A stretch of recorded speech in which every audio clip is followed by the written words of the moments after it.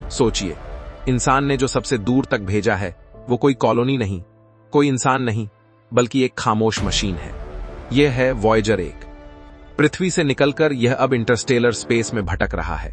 न कोई संदेश, न कोई तस्वीर, बस एक धातु का दूत जो हमारे सौरमंडल की सीमा से बहुत आगे निकल चुका है।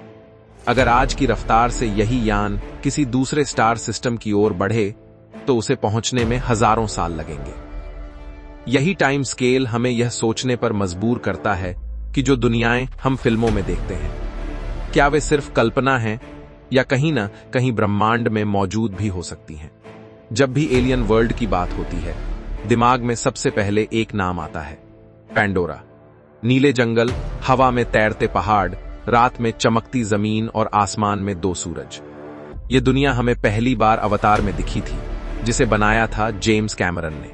लेकिन सवाल यह है कि क्या पैंडोरा जैसी कोई दुनिया सच में संभव है, या फिर यह सब सिर्फ सिनेमा का जादू है। फिल्म के अनुसार पैंडोरा कोई ग्रह नहीं, बल्कि एक चंद्रमा है जो एक विशाल गैस जायंट के चारों ओर घूमता है। हमारे सोलर सिस्टम में भी ऐसे उदाहरण मौजूद हैं, जैसे जुपिटर के चांद यूरोपा और सैटर्न का टाइटन, जिनके नीचे आज भी महासागर होने की संभावना मानी जाती है। पैंडोरा की सबसे अनोखी चीज है उसकी कम ग्रेविटी।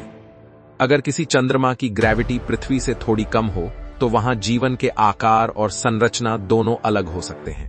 लंबे जीव, हल्की हड्डियां और ज्यादा फुर्ती। इस नजर से देखें तो नावी जैसे प्राणी पूरी तरह असंभव नहीं लगते। अब आते हैं पैंडोरा के सबसे रहस्यमय हिस्से पर, हवा में तैरते पहाड़। फिल्म में इन्हें एक काल्पनिक धातु से जोड़ा गया है जो मैग्नेटिक फील्ड के साथ प्रतिक्रिया करती है।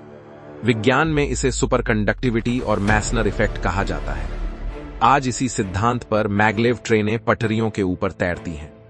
अगर किसी चंद्रमा के नीचे एक शक्तिशाली मैग्नेटिक फील्ड हो और उसकी चट्टानों में ऐसे तत्व मौजूद हों, तो बड़े पैमाने पर तैरती संरचनाएं थ्योरी में संभव हो सकती हैं। यानी पैंडोरा के पहाड़ पूरी तरह जादू नहीं है, बल्कि विज्ञान की सीमा पर खड़े विचार हैं। पैंडोरा का वातावरण भी पृथ्वी जैसा नहीं है। वहां ऑक्सीजन ज्यादा है, लेकिन साथ में जहरीली गैसें भी मौजूद हैं। इंसान वहां बिना सुरक्षा सांस नहीं ले सकता, लेकिन स्थानीय जीवों ने उसी हवा में जीने के लिए खुद को ढाल लिया है। ठीक वैसे ही जैसे पृथ्वी पर डीप सी क्रिएचर्स सल्फर और हाई प्रेशर में जिंदा रहते हैं। अब सवाल उठता है कि क्या हमें ऐसे ग्रहों के सबूत मिले हैं? जवाब है हां, और यह जवाब आया है जेम्स वेब स्पेस टेलीस्कोप से। हाल के वर्षों में इस टेलीस्कोप ने ऐसे एक्सोप्लैनेट्स के वातावरण का अध्ययन किया है जहां जीवन से जुड़ी गैसें पाई गई हैं। कुछ ग्रहों के वायुमंडल में डाइमिथाइल सल्फाइड जैसी गैसों के संकेत मिले, जो पृथ्वी पर सिर्फ जीवित सूक्ष्म जीव बनाते हैं। इसका मतलब यह नहीं कि वहां जंगल और एलियन शहर हैं, लेकिन इसका मतलब यह जरूर है कि जीवन ब्रह्मांड में अकेला नहीं हो सकता। अब आते हैं अवतार की सबसे भावनात्मक और विवादित तकनीक पर, किसी इंसान की चेतना को दूसरी बॉडी में ट्रांसफर करना। आज यह पूरी तरह संभव नहीं है, लेकिन ब्रेन कंप्यूटर इंटरफेस अब साइंस फिक्शन नहीं रहे। मानव दिमाग के इलेक्ट्रिकल सिग्नल पढ़कर मशीनों को कंट्रोल किया जा सकता है।